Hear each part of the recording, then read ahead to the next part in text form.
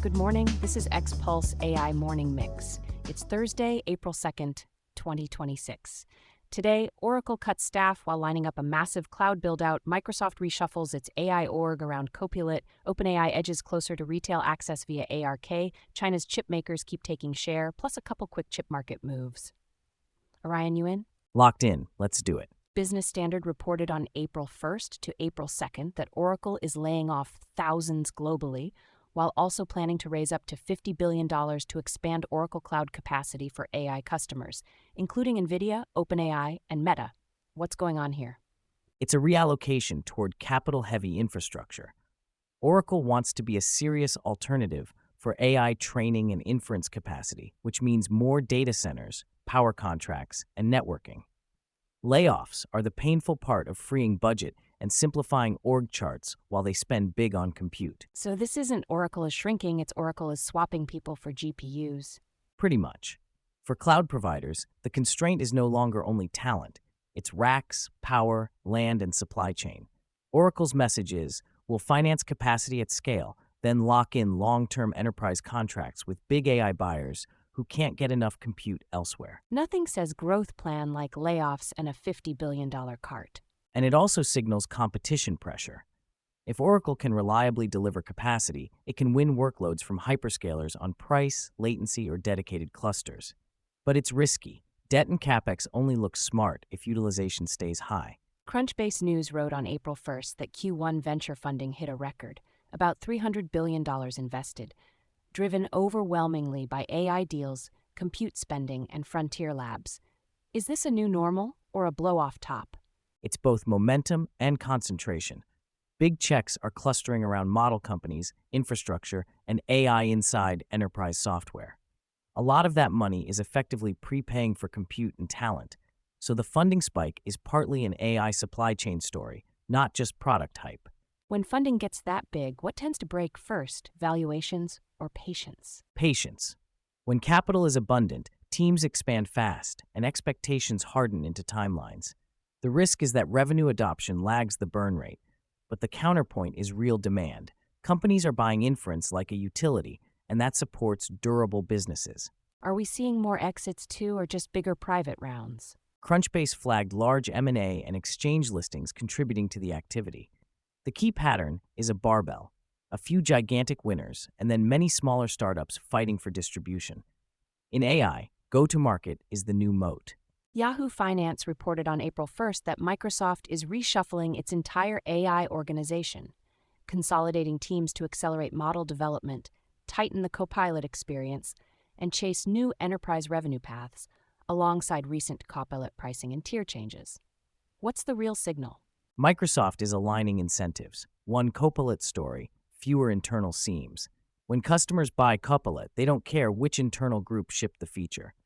Consolidation usually means faster shipping, more consistent UX, and clearer accountability for margins, especially as enterprise buyers scrutinize per-seat AI spend. They've also leaned into multi-model language lately. Is this Microsoft hedging its bets? Yes, multi-model lets Microsoft optimize for cost, latency, and capability, sometimes within the same workflow. It also reduces dependency on any single model supplier. For enterprises, that can mean better reliability and potentially lower costs, but also more complexity in governance and evaluation. What should an IT leader listen for after a reorg like this? Watch the product packaging. If Microsoft simplifies tiers, improves admin controls, and standardizes Copilot behavior across Outlook, Teams, and Windows, that's the payoff. If not, it's just org theater with better slide decks. Axios reported on March 31st that OpenAI says a portion of newly issued shares will be included in several ARK Invest exchange-traded funds, and OpenAI disclosed about $3 billion of participation from retail investors in its recent financing.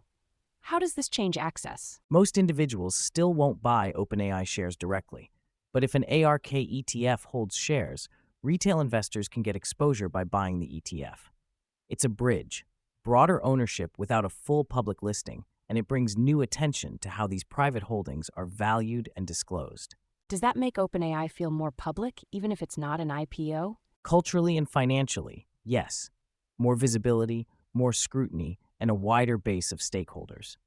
It can also create pressure around liquidity events, governance clarity, and communicating strategy in a way that's legible outside the inner circle of venture and strategic investors. And the $3 billion of retail participation, big number or marketing gloss? It's a big number, and it signals demand. The main point is distribution. Interest in frontier AI is spilling beyond institutions. That's powerful, also volatile, because retail flows can amplify narratives, not just fundamentals. Reuters, citing an IDC report on April 1st, says Chinese GPU and AI chip makers captured nearly 41% of China's AI accelerator server market last year, cutting Nvidia's share to roughly 55%, even after Nvidia shipped about 2.2 million cards. What's driving this shift? Policy support and supply certainty. Domestic vendors are getting design wins because buyers want chips they can source reliably and deploy at scale without export control risk. Also, good enough accelerators are improving fast for inference-heavy workloads, especially when paired with local software stacks. Does this dent Nvidia globally, or is it mostly a China-specific story? It's both. China is a huge market, so share loss matters directly. Indirectly, it accelerates a multipolar accelerator ecosystem. More vendors, more compiler stacks, more fragmentation. Nvidia still leads on performance and ecosystem, but the center of gravity can shift when availability beats peak specs. If you're building on Nvidia today, what's the practical implication? Plan for portability. Even if you stay on CUDA now, hedge with abstraction layers, model optimization tools, and vendor-agnostic deployment patterns. The world is nudging teams from one chip to rule them all, toward run anywhere, benchmark constantly. Before we wrap, two quick chip market notes from April 1st. Financial content says Nvidia shares jumped about 6% after chatter and disclosures around roughly $7 billion in strategic stakes. What are investors reading into that? They're reading, Nvidia is embedding itself everywhere: compute, networking, and adjacent suppliers. Strategic stakes can secure partnerships and influence roadmaps. The flip side is, regulators may look harder if Nvidia's footprint starts to feel like control points across the whole AI infrastructure stack. Meanwhile, the Economic Times says Intel shares rose about 8% after Intel announced a $14.2 billion repurchase of its Ireland fab stake. Why does that matter right now? It's balance sheet and focus. Intel is trying to simplify ownership and improve flexibility ahead of next node launches, while the whole sector rides AI-driven demand.